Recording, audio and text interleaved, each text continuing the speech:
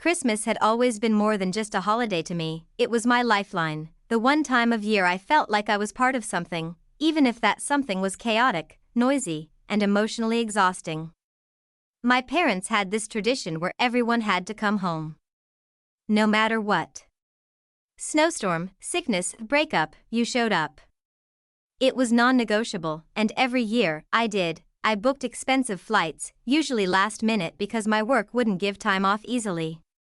I'd arrive bleary-eyed with 3 suitcases, 2 filled with gifts I spent weeks picking out, and 1 with the food and wine they insisted they couldn't afford. I decorated the tree, did the grocery runs, paid for the food, and cooked half the meal. Then I watched everyone else bask in praise for hosting such a lovely Christmas. Still, I did it. Because I thought that's what love looked like, showing up even when no one seemed to notice or care. So when Mom called me 5 days before Christmas and said, flatly, "Sweetie, we're canceling Christmas dinner this year," I didn't even know what to say. Canceling? I echoed. Why? What happened? She made a vague sound, like a shrug in her voice. Oh, everyone's just a bit busy this year. Rob and Grace have their church obligations. Lacey said she might be out of town. It's all very last minute and scattered. We figured we'd just skip it this year. I offered to fly in early. Offered to help. Even host it myself at my apartment. No, it's fine, she insisted. You work so hard, Ratch. Take a break this year. We'll do something big next time. The call ended with an almost forced love you. I sat in silence for a long time, staring at my flight confirmation email still open on my screen. Somehow, Christmas had been cancelled, but only for me. I woke up Christmas morning trying to fake the spirit. I baked sugar cookies from my grandmother's recipe. Hung a stocking on my bookshelf. Watched a Hallmark movie with a blanket and a glass of cheap red wine. It was fine. It was peaceful, but it wasn't home. I kept checking my phone, not for messages from family. I knew better than to hope for that now, but out of habit. At 7:16 p.m., as the sky outside dimmed and my heart sank lower, I got an email from a family email group. No subject. No text.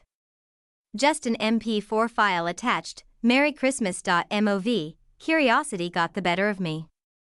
I opened it, and there they were, in my parents' living room. Fully decorated, same ornaments I bought last year. Same garlands and candle centerpieces.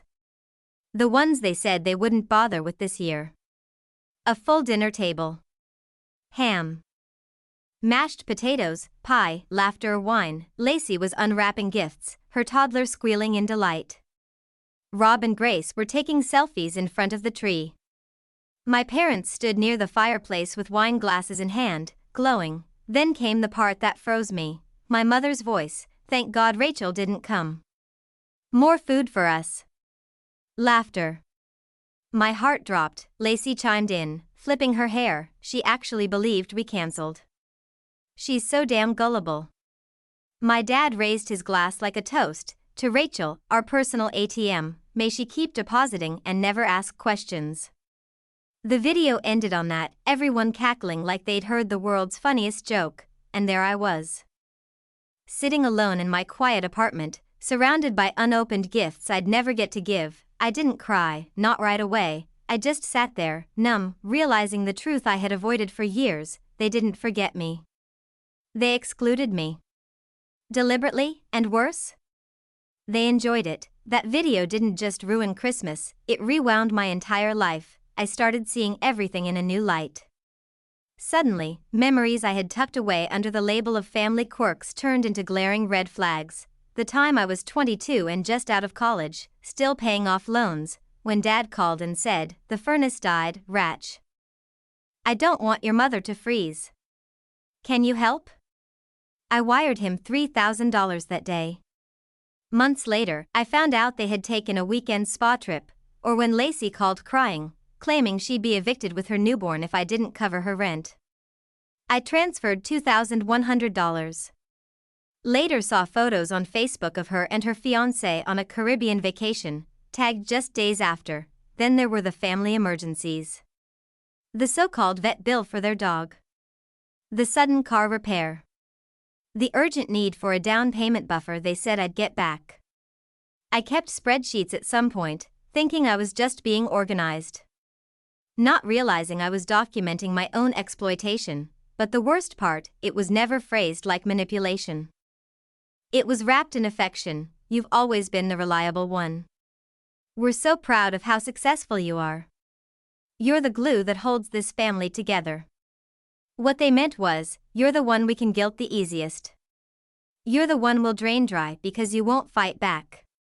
They saw my kindness as stupidity, my generosity as weakness, and when they thought I wasn't watching, they laughed. All of it boiled down to one brutal truth: they didn't love me for who I was. They tolerated me for what I could provide. That day, something inside me snapped, not in a way that made me cry or rage. I just stopped feeling anything for them, and that was scarier than any anger I'd ever known. After I watched the video, I sat in silence for nearly 2 hours, no tears, no anger, just clarity. I didn't respond. I didn't send an outraged message or call my mother demanding answers. There was no point. They didn't make a mistake. This wasn't a slip-up. It was calculated. Coordinated. Cruel. They thought I'd never find out. That I'd keep being the fool in their puppet show. But I had played that role long enough, so I began the first act of my silent exit. First, I went through my bank statements and highlighted every transfer to any family member from the past 5 years. It was more than I cared to admit, over $70,000 total. Some large, some small, all threaded together by the guilt they'd groomed into me since childhood. I closed the joint savings account I'd opened for family emergencies, the one only I contributed to but that everyone else used like an ATM. I canceled the automatic payments I made to my parents' utility bills. I withdrew from the shared mobile plan I'd been paying for since Lacey couldn't afford it anymore. Then I locked my Venmo. Blocked my sister. Blocked my brother. Removed my mother and father from my Zelle and PayPal contacts. The final step? A message. It was brief. Not angry. Not emotional. Just final. I saw the video. I know everything. You no longer have access to me, financially or emotionally. Merry Christmas. I didn't wait for a reply. I didn't need one. I wasn't Rachel the reliable anymore. I wasn't the family doormat. I was done, and just like that, the cord was cut. It started with a click. I uploaded the video, the one they laughed in, toasted me like a fool, mocked me while smiling in my face. I uploaded it to their favorite Facebook group. You know the kind. Big, public, self-congratulatory. Hometown Families United or some garbage like that. They posted there religiously. Every church potluck. Every family milestone. Photos of the grandchildren, their hard-working son and daughter. They wore their performative wholesomeness like a badge of honor. Caption? Just a single sentence: this is how my family celebrated after telling me Christmas was cancelled. I didn't name names. I didn't have to. Their faces were in the video. Their voices. Their words. Their laughter. Within an hour, the post had over 200 reactions. Within 6 hours, it had comments. Dozens. Then hundreds. Old classmates. Family acquaintances. Distant cousins. Neighbors. Some were shocked. Some weren't. Some said, I always knew something was off about them. Some tagged their names and asked for an explanation. My mother messaged me within 12 hours. Take that down right now. This is private family business. I left her on read, then my brother tried calling. 10 times. Voicemails filled with curses and half-hearted apologies, saying I was overreacting and shouldn't air dirty laundry. But what really hit was when someone from her church messaged me privately and said, Rachel, I'm so sorry. Your mom speaks so highly of you in public. We had no idea. That was the moment I knew I'd shattered the mask they wore, the same mask they hid behind when they used me. When they lied to me.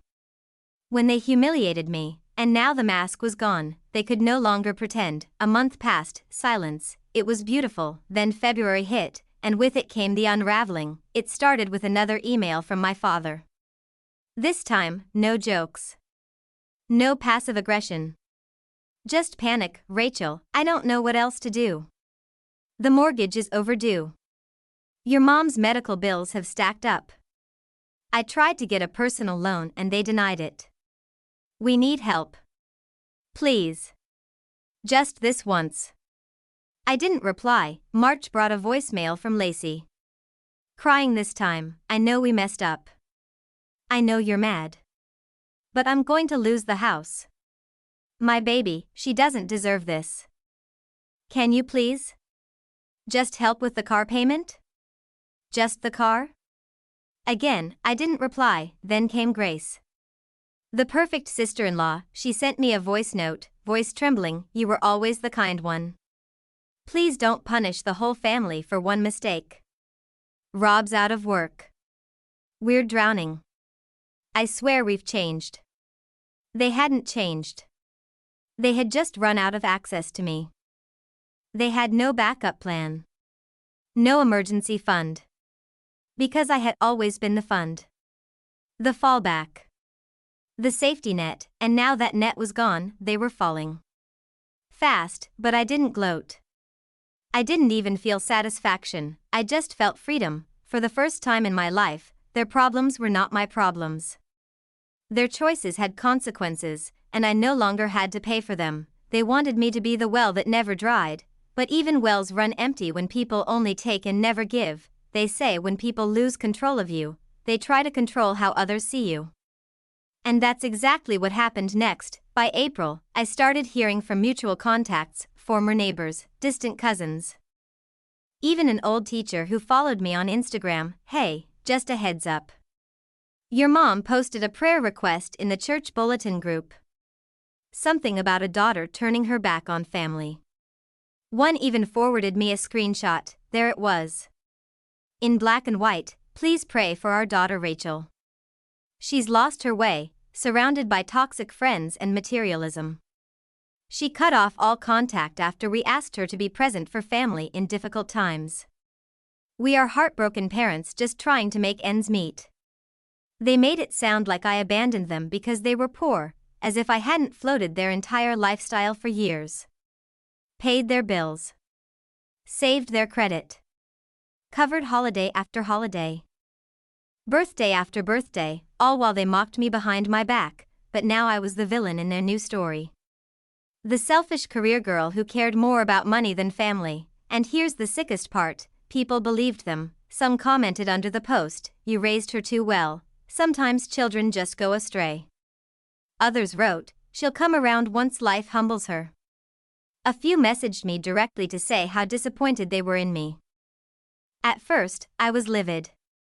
Then, I laughed, because it proved something I always suspected deep down. They never really saw me, they only ever saw what they wanted from me. The moment I stopped being useful, they made me the enemy, but what they hadn't counted on was that I wasn't going to stay silent anymore. They wanted a story? I gave them the truth. I made a post of my own. Not petty. Not dramatic. Just factual. I included redacted bank statements. Screenshots of years of transfers labeled Mom rent, Lacey electric, Dad dental, Grace tuition. Over $70K. Dated itemized, clear. I attached excerpts from the anonymous Christmas video, just enough to show their cruel words. Not enough to expose the full family meltdown, and I wrote, here's the kind of daughter they're praying for. The one who paid her family's bills for a decade while they lied, used her, and laughed behind her back. This isn't about money. This is about respect, which they never gave me. I won't be their scapegoat anymore. I deserve better, and I finally believe that. I didn't tag them. I didn't name names, but word travels fast in small-town networks. I wasn't trying to humiliate them, I just wanted the truth out there, and truth has power. Suddenly, the tone shifted. People messaged me saying they were sorry. Some even said they'd gone through similar situations, being the successful one turned wallet in toxic families. I received a message from Grace's former best friend. I always thought something was off. You're brave. Thank you for saying what so many of us are too afraid to. I didn't need validation. But I won't lie, it felt good, not because people pitied me, but because they finally saw me. Not as a dollar sign, but as a person. By June, the fallout had fully hit them. Dad's hours got cut. Lacey's fiancé left. Turns out, financial pressure wasn't cute once the handouts stopped. Rob and Grace had to move in with Grace's parents. My parents listed their house for sale. And then they reached out. This time with a letter. Not a text. Not an email. A handwritten letter from my mother. I sat at my kitchen table for a long time before opening it. The paper smelled like her perfume, cheap lilac and guilt. It started with what sounded like remorse. We never wanted to hurt you. We made mistakes. We got used to you helping and forgot to be grateful. Then came the justification. But you have to understand, we were scared. We're not as financially savvy as you. We panicked. Things spiraled. We leaned on you too much, yes, but only because we trusted you. And finally, the ask. If there's any way you can help us save the house, just a loan, we promise to pay you back. We're trying to make amends. I read it twice. Then I set it down. Because here's what I realized, they weren't sorry they used me. They were sorry the well dried up. They were sorry they got caught. Sorry their masks cracked. Sorry the public image they loved so much was shattered. But not sorry for how they treated me. Not once did the letter say, "We are ashamed of what we said about you." Not once did it say, "You didn't deserve any of it." Not once did it say, "We love you for who you are, not what you give us." So no, I didn't call. I didn't write back. I just filed the letter in a box labeled closure. Because I was done being the walking ATM, and done being the fool in their family circus.